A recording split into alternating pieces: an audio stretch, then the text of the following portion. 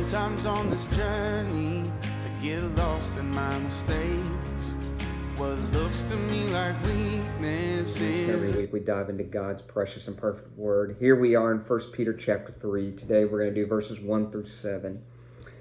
And this is, you're going to hear a lot of analogies of husbands and wives. We can really apply this to even friends, to people we have a relationship with. But specifically, Paul was writing this to husband and wives in this time. Verse 1, likewise, wives, be subject to your own husbands, so that even if some of you do not obey the word, that you may be won without a word by the conduct of your wives.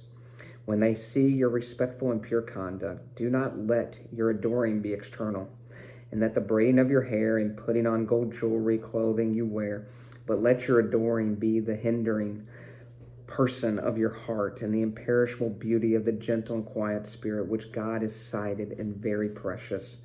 For this is how the holy woman is to hope in God and use to adore themselves by submitting to their own husband, as Sarah obeyed Adam, calling him Lord, and you are her children if you do good and do not fear anything that is frightening. Likewise, husbands, live with your wives in an understanding and showing honor to the woman as the weaker vessel, since they are heirs with you of grace and life, that your prayers may not be hindered. So in verse 1, this is pointing us to Genesis 3:16, and this is the fall. And so God reordered the family from this point. So before the fall, man and woman were equal, like we are equal now post-cross. That it's not like men are going to sit at the right hand of God and then women are going to sit at the right hand of the man. No, we're going to both together sit at the right hand of God. So God reordered because of Eve's sin that the man would be mainly the head of the household. Peter's talking specifically to women who have unbelieving husbands, that they could be used as an example of their faithfulness to Christ. And Peter is also stating here that their faith could be shown. So instead of speaking their faith, they can wear their faith, they can show their faith, they can walk in their faith. And that's really what Peter's talking about here, that our actions and our behavior can be a testimony to somebody who is unbelieving. And that's kind of why I was saying that this can go more just beyond husbands and wives. It can be to anybody we encounter. And if you act different, sometimes people want to say, wow, I want that. It seems like they're very confident when times get bad, or they've just gone through something rough, but man, they have it together. And we want to be those people. That's who we want to be. That's who we're striving to be daily.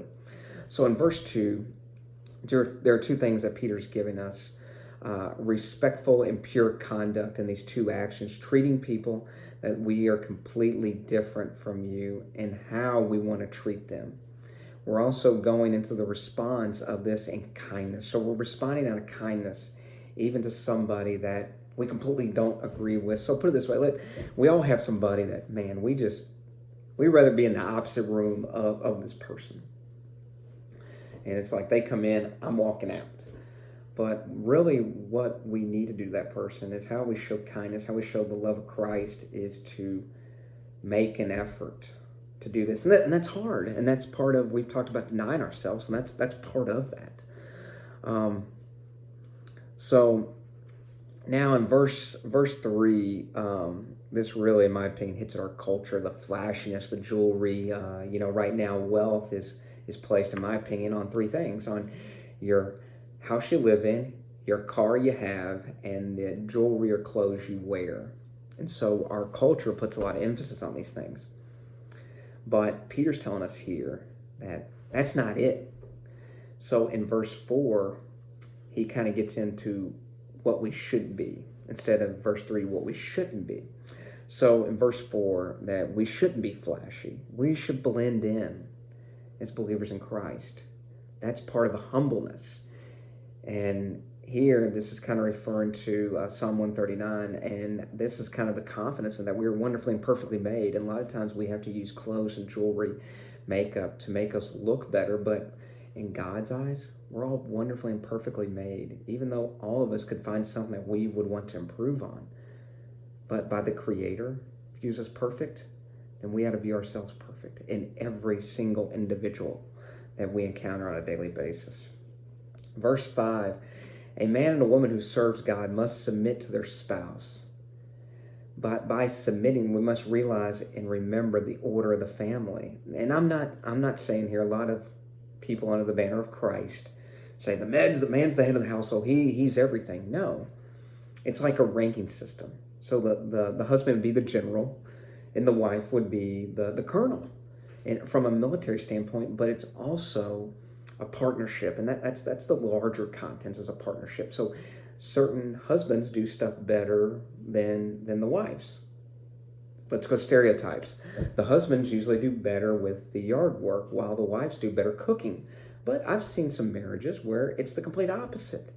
And it's not saying where there's a certain role for somebody, but in certain marriages, people do things better or like things better than the spouse do. I like doing dishes. My wife doesn't like doing that. My wife really likes to bake and cook. I'm all for that. Go do that. I definitely, that's not my forte. But I enjoy doing a lot of the yard work, but so does my wife. So we split duties. We work this together because we realize we're on the same team.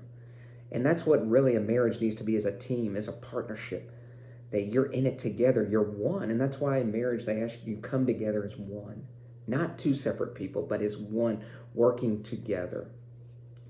So in verse 6, this is referring to Genesis 18:12. That we must not fear, because God has everything under control. And with God, everything is possible. But we have to remember Sarah. Sarah doubted God. Her faith was not strong. And she mainly told Abraham, hey, you need to go have sex with the slave girl. And he did. And so we must remember that with God, don't fear. God has everything under control, and with God, everything is possible. That's why Christ tells us to have faith, that the faith of a mustard seed can move mountains. And we must remember that, and must also remember that these are not perfect people. You know, Moses was a horn dog, man. He got around.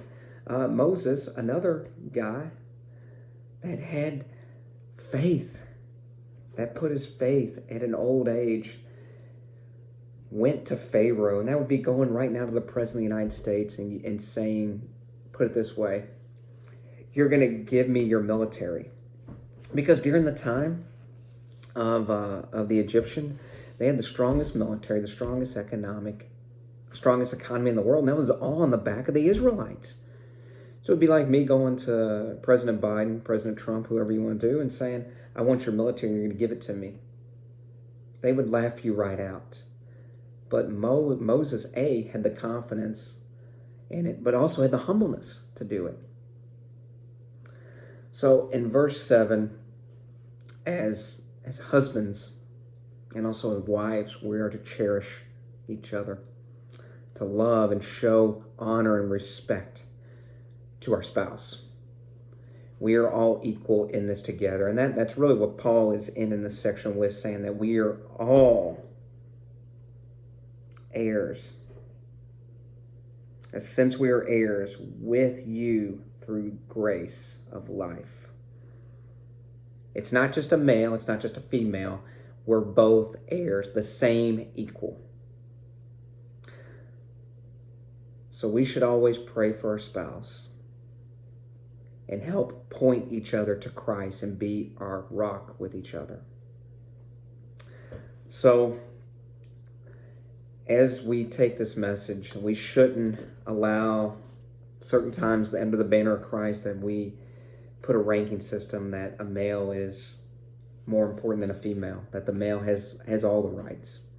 We have to remember that we are all equal, and we are all heirs of Christ, male and female, working together in perfect harmony, and that's the idea of what God implemented when he deemed marriage.